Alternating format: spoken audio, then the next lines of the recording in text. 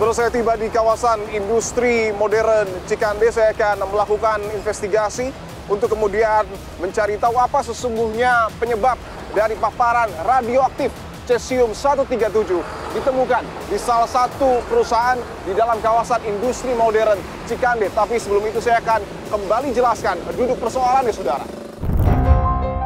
Pada tanggal 19 Agustus 2025, Badan Pengawas Obat dan Makanan Amerika Serikat atau FDA memvonis produk udang beku dari Indonesia terkontaminasi radioaktif cesium-137.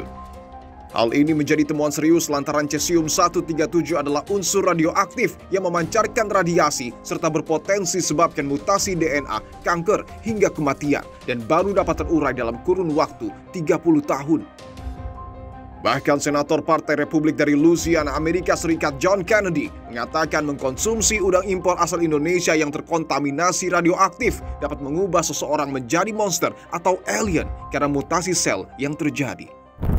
The FDA found that raw frozen shrimp from Indonesia was being sold in Walmart. If you eat it, how could you end up looking like the alien in the Alien? Because the shrimp was radioactive. Menindaklanjuti temuan FDA pada tanggal 21 Agustus 2025, pemerintah hentikan kegiatan operasi PT Bahari Makmur Sejati, perusahaan pengekspor produk udang beku terkontaminasi radioaktif ke Amerika Serikat. Pemerintah pun melakukan investigasi. Pada tanggal 12 September 2025, pemerintah menyegel pabrik PT Peter Metal Technology atau PT PMT di kawasan industri modern Cikande yang diduga menjadi sumber paparan radiasi cesium-137. PT PMT adalah sebuah industri peleburan logam atau stainless steel yang hanya berjarak kurang lebih 3 km dari PT BMS. Diduga aktivitas industri di PT PMT mencemari produk udang beku di PT BMS melalui udara. Lalu pada tanggal 30 September 2025, pemerintah menetapkan kawasan industri modern Cikande berstatus area kejadian khusus pencemaran radiasi cesium-137. Hasil investigasi pemerintah menemukan 22 pabrik di kawasan industri modern Cikande terkontaminasi cesium-137, ditambah 12 area di sekitar perumahan warga juga turut terkontaminasi. Dan pada tanggal 13 Oktober 2025, Menteri Lingkungan Hidup Hanif Faisal menegaskan status penanganan kasus penyebaran radioaktif cesium-137 telah dinaikkan dari tahap penyelidikan ke tahap penyidikan oleh Bareskrim Mabes Polri. Saudara, saya akan tunjukkan, itu adalah portal pendeteksi radiasi, yang artinya adalah bahwa setiap kendaraan-kendaraan besar yang kemudian akan keluar dari kawasan industri modern Cikande, ini akan dideteksi terlebih dahulu apakah mengandung unsur radioaktif cesium-137 atau tidak. Saya akan coba lebih mendekat, saudara. Ini adalah proses pengecekan dengan menggunakan portal pendeteksi radiasi yang dilakukan oleh Korps Brimob dan juga Gegana. Ini pos pemeriksaan kontaminasi radioaktif cesium-137. Saya akan coba masuk lebih ke dalam, saudara, untuk melihat apa yang sesungguhnya terjadi di dalam kawasan industri modern Cikande.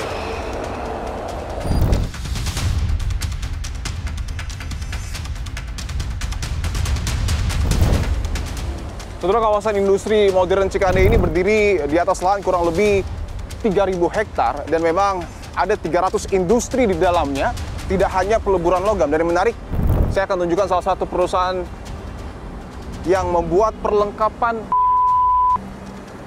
Apakah kemudian ini menjadi perhatian pemerintah? Karena sebelumnya pemerintah juga mengatakan bahwa kontaminasi yang terjadi dari cesium-137 terjadi melalui airborne ataupun melalui paparan udara.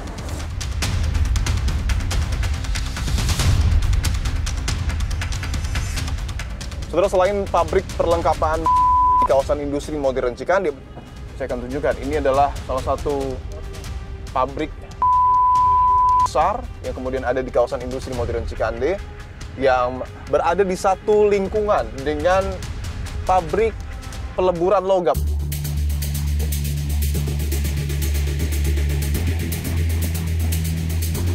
Saudara, saya berada di Kampung Sadang, Desa Sukatani, di sekitar area kawasan industri modern Cikande yang saya akan tunjukkan, saudara.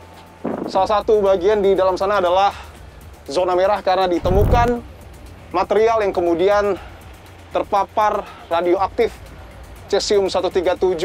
Dan saat ini saya juga sudah menggunakan beberapa alat pelindung seperti masker, karena nanti saya akan coba masuk ke dalam, saudara, untuk kemudian melakukan proses dekontaminasi. Tapi untuk mengetahui seperti apa nanti jalannya proses ini, saya akan tanyakan secara langsung kepada Pak Rasio Ridho Sani, Deputi Bidang Pencegahan Pencemaran dan Kerusakan Lingkungan, Kementerian Lingkungan Hidup. Pak Ridho, terima kasih untuk waktunya, Pak. Terima kasih. Pak, saya izin konfirmasi, betul di dalam sana menjadi salah satu titik yang masuk ke dalam zona merah, Pak? Ya, ini salah satu titik yang termasuk zona merah, yang kami sebut titik B. Oke. Ya, di dalam pemeriksaan awal, kami menemukan di lokasi ini tingkat radiasi permukaan itu mencapai 10.000 mikrosievert. 10.000 mikrosievert? Ya, ini satu titik. Normalnya berapa mikrosievert, Pak, untuk kemudian menjadi batas aman untuk manusia? Ya, background itu, dikatakan background, kita mendapatkan background itu 0,5 mikrosievert. Artinya, mohon maaf, bisa dikatakan 20.000 kali tingkat pencemaran radioaktifnya di satu titik ya, Pak, ya? Tingkat radiasi. Yang kemudian ditemukan material itu? Ada kurang lebih 12 lokasi lainnya di luar dari kegiatan industri ataupun perusahaan yang memang kita temukan adanya tingkat radiasi yang tinggi, ya, yang kita namakan, kita klasifikasi sebagai zona merah. Oke, saya akan coba masuk ke dalam, saudara, tapi tentu harus mengikuti instruksi dari pihak terkait. Salah satunya adalah menggunakan APD, ya, seperti yang sudah digunakan juga oleh para petugas kita. Boleh kita mulai mungkin, Pak, briefingnya, Pak?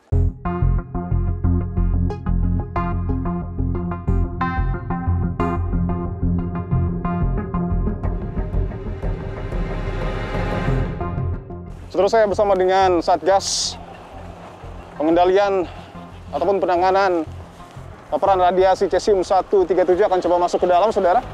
Nanti teman-teman yang pegang survei meter ini adalah teman-teman yang nanti bisa kasih tahu bapak-bapak berapa laju dosis yang akan terukur ketika bapak masuk ke dalam sana. Oke. Jangan jauh-jauh, maksud saya dari teman-teman di sana, karena kita nggak pengen bapak-bapak yang masuk dapat laju dosis berlebih. Oke. Kita akan coba masuk, saudara, dan mendekat ke zona merah yang kemudian menjadi titik ditemukannya paparan radiasi cesium-137 dengan angka yang cukup tinggi. Tadi sudah dijelaskan juga bahwa ada survei meter yang kemudian dibawa alat untuk kemudian mendeteksi seberapa tinggi radiasi yang ada di lokasi tersebut. Pak Roy, mungkin bisa dijelaskan lagi, Pak, sebelumnya ini area apa, Pak? Ya, ini area lapak. Waktu kita temukan itu ada lapak, tempat penampungan, ya. Nah, dari slag kelihatannya. Kemudian kita lakukan proses pemeriksaan, slagnya tinggi, ya. Ini merupakan material. Untuk ini apa, Pak? Ini material hasil dekontaminasi, Pak. Ini material dekontaminasi? Ya. Artinya, saya tekankan lagi, ini material yang kemudian terpapar radiasi? Ya. Nah, yang tadi kan pas saat mereka membersihkan, kan disurvei itu. Disurvei, kemudian dilihat radiasi tinggi diambil. Nah, kemudian dibawalah ke PT PMT dan kita juga menggunakan truk khusus, ya. Truk yang sudah kita lapiskan, truk tertutup kita lapiskan dengan timbal. Ini tidak boleh terlalu dekat, ya? Ya, karena tinggi ini. Oke, mungkin bisa ditunjukkan, Mas. Saya akan tunjukkan. Ini sudah meningkat, ya, nilainya, ya. Mikrosievert per jam. Oke. 3 mikro, ya. Oke. 4, ya? Ya. Oke, dan ini juga saya sudah mendapat 1 dosis lah, ya, mungkin sederhananya. Memang slag ini bentuknya seperti ini, Pak Roy? Slag itu kayak batu-batuan. Batu-batuan, ya? Nah, kalau ini bercampur, ya. Mungkin sejenis limbah. Ya, slag itu adalah limbah dari peleburan logam yang memang bentuknya seperti kerikil atau batu, gitu. Jadi kalau kita lihat secara langsung, ya kita tahu seolah ini batu ataupun kerikil yang nggak besar, itu slag, gitu. Ini untuk lokasinya? Ya. Oke. Jelasnya, Pak. Ya. Oke, jadi di sini tuh udah kita lakukan dekontaminasi dengan cara kita mengeruk material terkontaminasinya. Oke. Nah, karena material ini tadi seperti yang Bapak katakan tuh bentuknya batu atau slag, dia itu nggak mengkontaminasi sekitar. Jadi selama material ini bisa kita ambil dan kita masukkan ke dalam karung situ, radiasinya itu sudah langsung menurun, mendekati angka radiasi alam gitu. Oke. Dan ini sekarang posisinya memang agak lebih tinggi dari background. Kalau backgroundnya tadi 0,5 mikro, sekarang posisinya di sini adalah 2 mikro per jam. 2 mikro per jam? 2 mikro per jam. Jadi memang belum sampai background, tapi sudah masuk batas. Sudah jauh dari kadar sebelumnya, ya? Iya, jauh. Sudah turun 10.000 kalinya mungkin, ya. Saya boleh tunjukkan sedikit, ya, Pak, ya? Ini adalah area yang sebelumnya ditemukan sejumlah material ataupun slag yang kemudian terkontaminasi oleh cesium-137 dan menjadi satu dari 12 lokasi di kawasan industri modern Cikande yang terpapar radioaktif. Saya boleh masuk lebih dalam, Pak? Jangan, bawa kontaminasi ya. Jadi hanya petugas lah yang bisa masuk. Hanya petugas yang bisa masuk ya? Ya, mereka tuh memang petugas ya. Oke, saya akan tunjukkan saudara. Mungkin bisa dijelaskan, Mas, ini artinya? Laju dosisnya itu dia meningkat, kalau ada bunyi ini laju dosisnya dia ada peningkatan. Nah nanti misalnya kita menemukan material terkontaminasi dari peningkatan laju dosis ini, tadi yang sudah kita keruk dan kita masukkan ke dalam wadah itu untuk disimpan. Angkanya ini? Ini adalah angka dosis per jam, laju dosis jadinya dia. Jadi 20 mikrosievert per jam itu kan 100 kali, kira-kira 100 kali background lah. Gitu. 100 kali dari kadar aman ya. Saya ingin tanya lagi, Pak, bahwa tadi kan ini adalah lapak ya, Pak ya? Ya, lapak. Lapaknya ini milik siapa, Pak? Ya, ada orang, milik orang. Ada milik orang ya, lapaknya. Milik masyarakat umum? Ya. Fungsinya memang untuk membuang limbah atau? Ya, dia mereka menempatkan lapak ini ya untuk beberapa kegiatan mereka, untuk limbah dan sebagainya. Ya.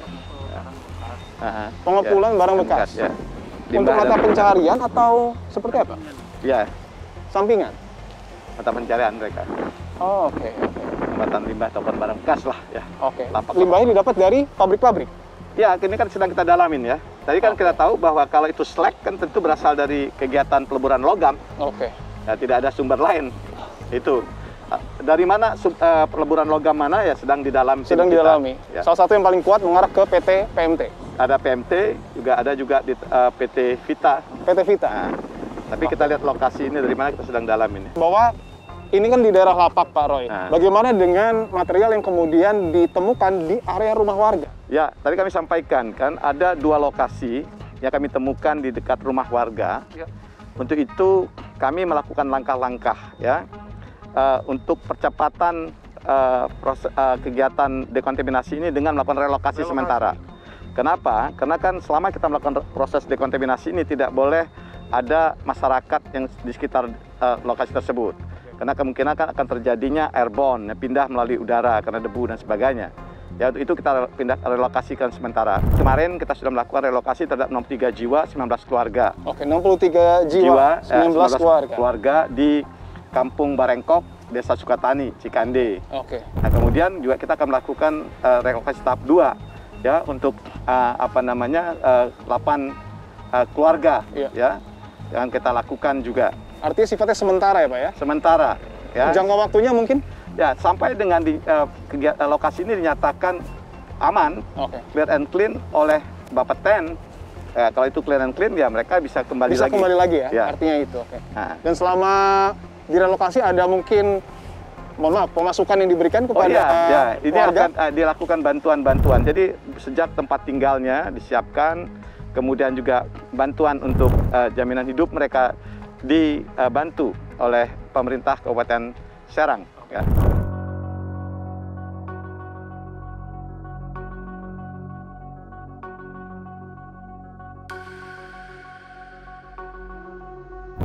Saudara, saya masih bersama dengan Kepala Organisasi Riset Tenaga Nuklir, BRIN, dengan Pak Saiful Bahri. Pak Saiful, terima kasih untuk waktunya, Pak. Ya.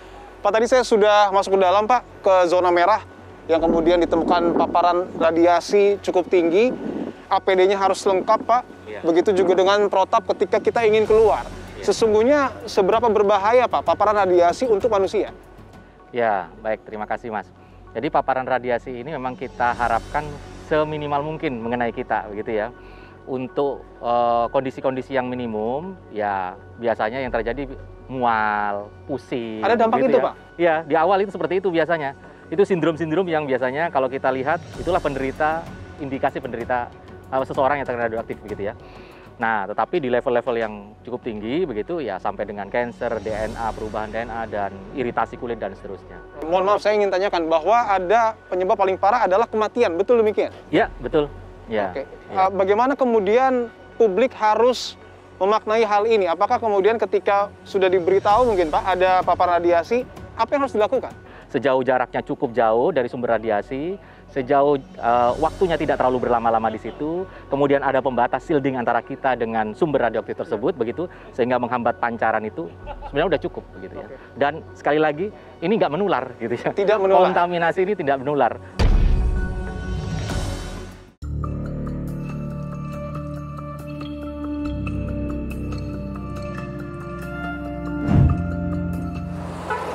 Saudara, tidak jauh dari pabrik dan juga pabrik di depan saya, saudara, adalah PT Bahari Makmur Sejati, perusahaan pengekspor udang beku asal Indonesia yang kemudian ditolak masuk oleh pihak Amerika Serikat karena produk udang bekunya divonis mengandung cesium 137.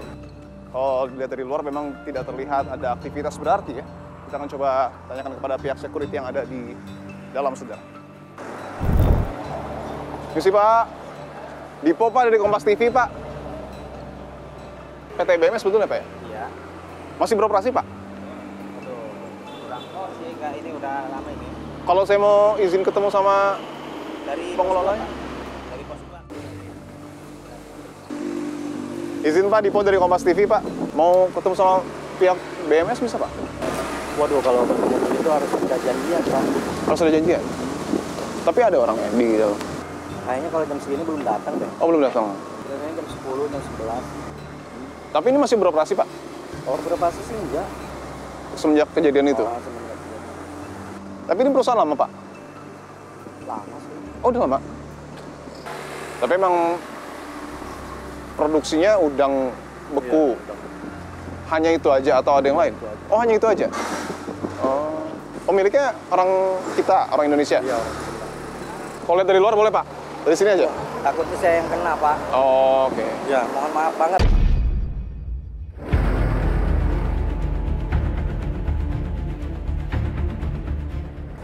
Dan saudara, di depan saya adalah PT Peter Metal Teknologi yang diduga menjadi sumber paparan radiasi radioaktif cesium 137 yang kemudian menyebar ke PT BMS yang tadi hanya kurang lebih berjarak 3 km dan paparannya ini terjadi melalui airborne ataupun udara. Dan informasi yang kami dapatkan juga saudara bahwa PT PMT ini menjadi tempat lokalisasi material lebih dari 300 ton yang sudah diperoleh oleh Satgas Penanganan Paparan Cesium 137. Artinya memang nampaknya ini salah satu zonasi yang cukup berbahaya dan berpotensi memaparkan radiasi. Oleh karena itu saya akan menggunakan masker saudara untuk menjaga keamanan pada saat proses investigasi. Dan bisa dilihat ini pelang PT PMT ya, sangat jelas masih terpampang di sini. Dan akan saya tunjukkan juga bahwa ada penanda peringatan area ini dalam pengawasan Satgas Penanganan Kerawanan Bahaya Radiasi. Saya akan coba melihat ke dalam, saudara. Oke.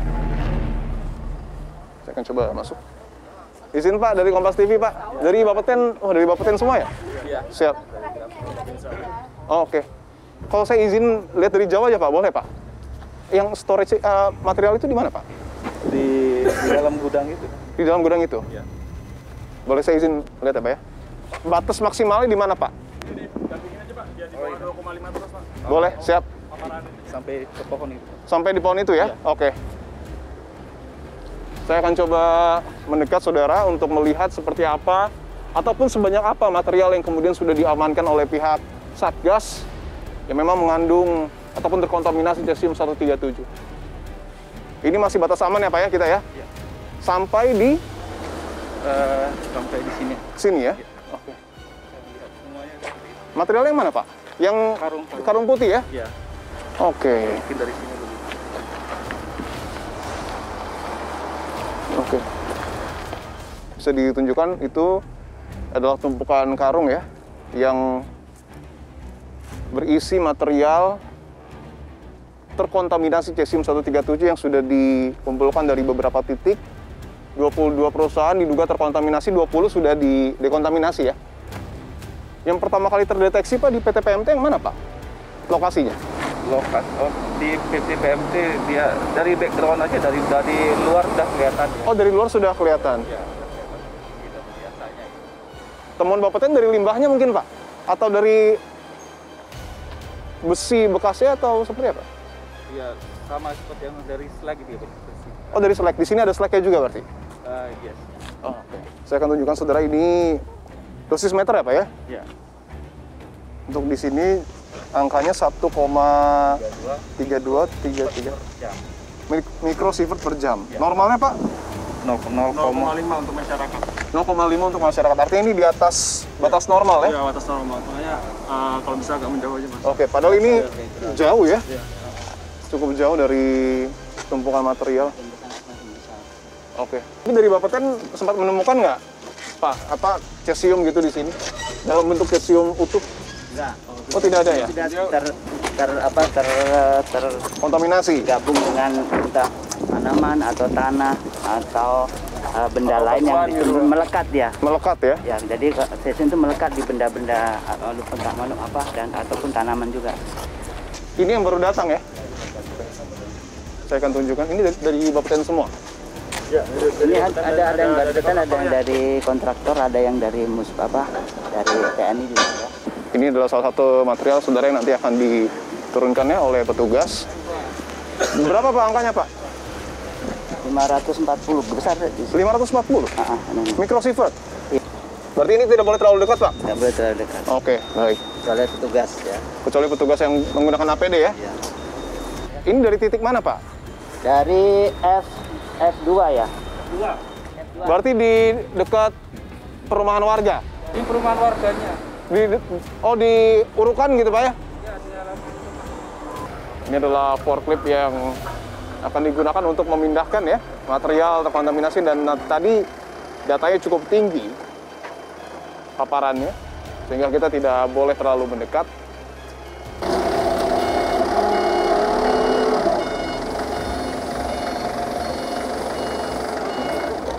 Ada dua kantung ya, dua kantung yang cukup besar. Beratnya berapa Pak ini Pak tadi? 1 ton, dua-duanya? Dua-duanya 2 ton. Oke, satu kantung ini berisi 1 ton material ya. Artinya total ada 2 ton. Kita akan coba ikuti ini prosesnya, ditaruh di dalam pabrik PT PMT. Dan sekali lagi kita tidak boleh terlalu dekat ya. Oke, dimasukkan ke dalam saudara.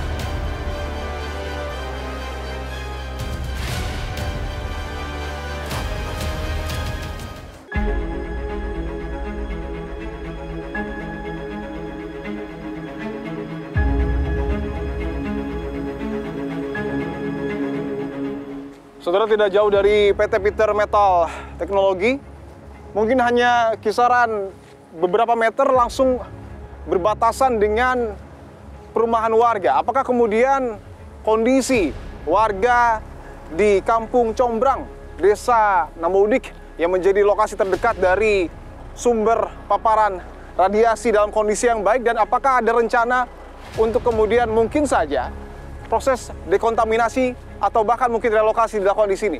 Saya akan coba langsung bertemu dengan Ketua RT setempat.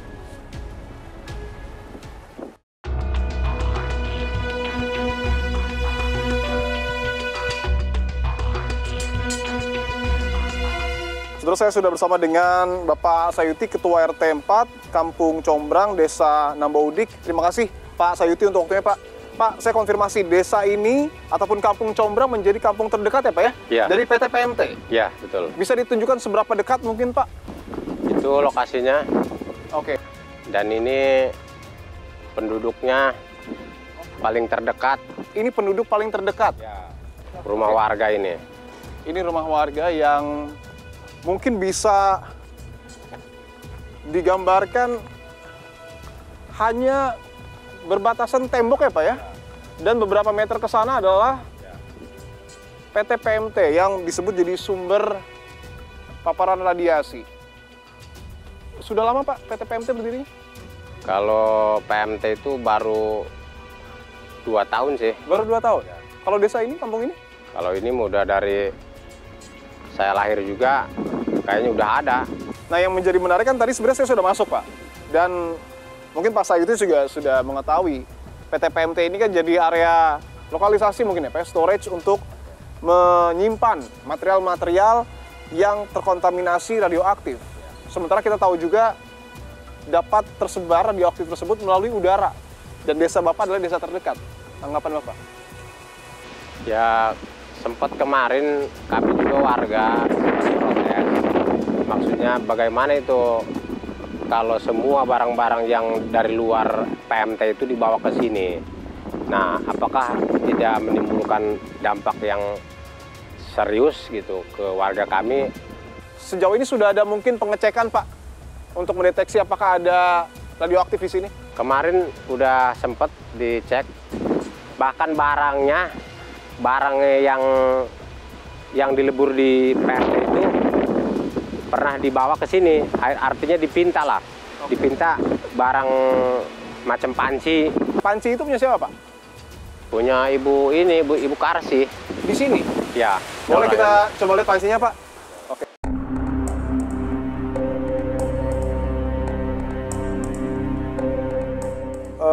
Bu, saya izin konfirmasi Bu Karsi yang punya panci ini, Bu ya? Iya. Panci ini betul dibawa dari PT PMT? Iya, dapat ngasih itu jupir. Waktu datang ini, saya disuruh bantuin buang kayak gini-gininya kan. Ininya kan disuruh dibuang. Iya. Jadi saya bantuin. Kata dia, nanti Bu, kata dia, saya kasih. Ibu pengen apa? Pisahin aja, kata dia. Oh, oke.